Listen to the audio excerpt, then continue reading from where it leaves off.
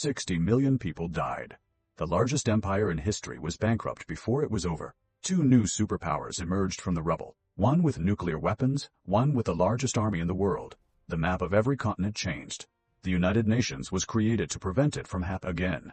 Israel was created in the territory where it still stands today. China became communist. India became independent. Africa began the process of decolonization that would take 30 years to complete. And the world you live in today, its borders, its institutions, its economy, its military alliances, was built in the specific aftermath of World War II. This is not ancient history. This is the world you were born into. This is history in the shadow. Subscribe and follow our Facebook page. We need your support to keep bringing these rare stories to you. Let's start the story. Before we talk about what the war changed, we need to understand what the war actually was.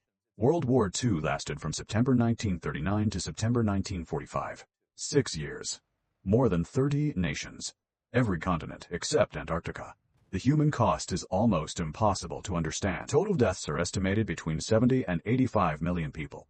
More than 50 million of these were civilians, not soldiers. Ordinary people. Families. Children. The elderly. More civilians died than soldiers. That had never happened before in any major war. The Soviet Union lost approximately 27 million people. Poland lost 17% of its entire population. Germany lost 7 million. Japan 3 million. China 20 million. The United States lost approximately 420,000 people. That is a tragic number, but it is 64 times smaller than the Soviet loss. This disproportion matters enormously. American political culture experienced World War II as a heroic struggle that America entered late and won decisively. Soviet political culture experienced it as an existential catastrophe, a near-death experience for an entire civilization, survived through unimaginable sacrifice. Two completely different experiences of the same war produced two completely different visions of what the post-war world should look like. That specific difference became the Cold War. World War II made the United States the dominant power in human history in a way no country had previously achieved. In 1939, the United States was a significant power, but not the world's dominant power. Britain had the largest empire. Germany had the strongest European army. By 1945, Britain was bankrupt. France had been occupied and humiliated. Germany was divided and destroyed. Japan was in ruins under American occupation. The United States was the only major power to emerge from the war with its industrial capacity intact and actually expanded. American GDP grew during the war years. American factories had produced more military equipment than all other nations combined. American cities had not been bombed. American workers were more prosperous in 1945 than they had been in 1939. By 1945, the United States held approximately 50% of the world's total economic output.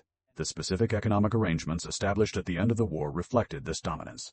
The Bretton Woods Conference of 1944 established the American dollar as the world's reserve currency. The International Monetary Fund and the World Bank were created, with American voting power dominant.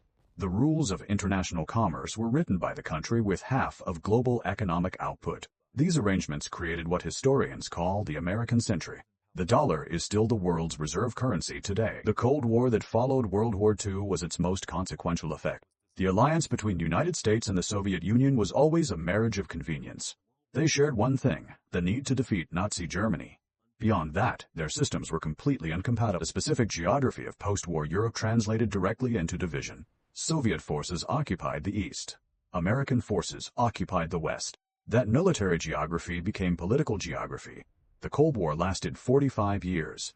It never produced a direct military confrontation between two superpowers, but it produced dozens of proxy wars that killed millions of people.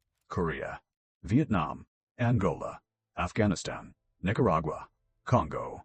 Each of these wars was fought by local populations but armed and supported by one superpower or the other. Every death in Korea and Vietnam and Angola was a consequence of the post-war superpower competition that World War II created. The Cuban Missile Crisis of 1962 brought the world within hours of nuclear war. It remains the closest humanity has ever come to self-annihilation. It was a direct consequence of the nuclear arms race that World War II triggered. World War II destroyed European colonialism. Before the war, European empires controlled most of the globe. Britain controlled India, large parts of Africa, and Southeast Asia. France controlled North and West Africa and Southeast Asia. The Netherlands controlled Indonesia. Belgium controlled Congo. The war destroyed both the physical capacity and the moral legitimacy of these empires. The physical capacity was destroyed because the war bankrupted Britain and France. Fighting a 6-year global war cost Britain 25% of its national wealth. Maintaining a global empire was simply no longer affordable. The moral legitimacy was destroyed by a specific contradiction. The Atlantic Charter of 1941, signed by Roosevelt and Churchill, explicitly affirmed the right of all peoples to choose their own form of government. When Indian nationalists pointed out that the Atlantic Charter should apply to India, Churchill was furious. But the Indian independence movement, the Vietnamese independence movement, the Algerian independence movement, all of them used the exact language of Allied war propaganda against the colonial powers. You said you were fighting for freedom and self-determination. We are claiming freedom and self-determination. What exactly is your objection? Between 1945 and 1975, approximately 40 new independent nations came into existence. Most were former European colonies. India and Pakistan became independent in 1947, Ghana in 1957, Nigeria in 1960, Algeria in 1962 after a brutal 8-year war. The complete transformation of the world map was a direct consequence of World War II. World War II directly caused the creation of the State of Israel and the conflict that continues today. The Holocaust, the systematic murder of 6 million Jewish people, created overwhelming political momentum for a Jewish homeland. After the Holocaust, the moral case for Israel became politically irresistible, particularly in the United States. In 1948, Israel declared independence. The surrounding Arab states immediately declared war. Israel won. Approximately 700,000 Palestinian Arabs fled or were expelled from their homes. Palestinians call this the Nakba, the catastrophe. The Israeli state was created by people responding to the most extreme persecution in modern history. The Palestinian people lost their homeland for no fault of their own. Both facts are true simultaneously. The conflict that began in 1948 has never been resolved. Every subsequent Israeli-Palestinian war, every subsequent negotiation, every subsequent displacement, all of it traces directly to the specific circumstances that World War II and the Holocaust created. One of the most consequential effects of World War II was the creation of the United Nations and modern international law. The League of Nations had failed completely. It failed to prevent Japanese aggression in Manchuria, Italian aggression in Ethiopia, and German rearmament. The United Nations was designed to correct these failures. It gave permanent seats and veto power to the 5 major powers. This was pragmatic. An organization these powers could overrule would not be joined by them. The Universal Declaration of Human Rights, adopted in 1948, established for the first time a formal international consensus on fundamental human rights. The Nuremberg trials in 1945 established the concept of crimes against humanity, that a government's treatment of its own citizens was the legitimate concern of the international community. This concept became the foundation of every subsequent international criminal tribunal, including the International Criminal Court that exists today. The atomic bomb was the most dangerous technological consequence of World War II. The Manhattan Project employed 130,000 people. It cost the equivalent of approximately $30 billion today. The bombs dropped on Hiroshima on August 6, 1945, and Nagasaki on August 9, 1945, killed between 129,000 and 226,000 people immediately. The Soviet Union tested its first atomic bomb in 1949. By the early 1960s, both superpowers had nuclear arsenals capable of killing every human being on Earth multiple times over. The world today contains approximately 12,500 nuclear weapons held by 9 countries. Every single one of them is a consequence of the specific scientific and political decisions that World War II forced.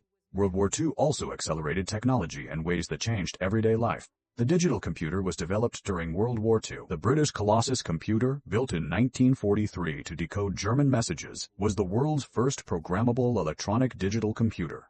Every smartphone, every laptop, every digital device you use today traces its technological lineage to that wartime code-breaking machine. Jet aircraft were developed during World War II. The technology that carries 4 billion passengers annually today is a direct descendant of wartime jet development. Penicillin was discovered in 1928, but not mass-produced until World War II's military medical needs forced it. The antibiotic revolution that followed has saved hundreds of millions of lives. Radar, nuclear power, the organizational model of large-scale government investment in scientific research, all consequences of World War II. The world you live in today was made by 6 years of war between 1939 a defining and moment of the 1945. Cold War. The United The Nations conflict was in created because Vietnam the war ultimately proved claimed the international lives of institutions some were 3 necessary. million The people. dollar became the world's reserve currency because the war made America the dominant economic power. Nuclear weapons exist because the war forced their development. The Korean DMZ still exists because the Cold War the war created was never fully resolved on the Korean peninsula. The European Union exists because the war proved that European nationalism was too dangerous to be left unchecked. Israel exists and Palestine remains unresolved because the Holocaust created a situation whose consequences have never been fully settled. Every antibiotic that has ever saved someone you love, every jet aircraft you have ever flown in, every human rights law you have ever benefited from, consequences of World War II. This is not ancient history. This is the immediate background of the world you woke up in this morning. Understanding how it was made is not a luxury for historians. It is the minimum requirement for understanding the world you inhabit.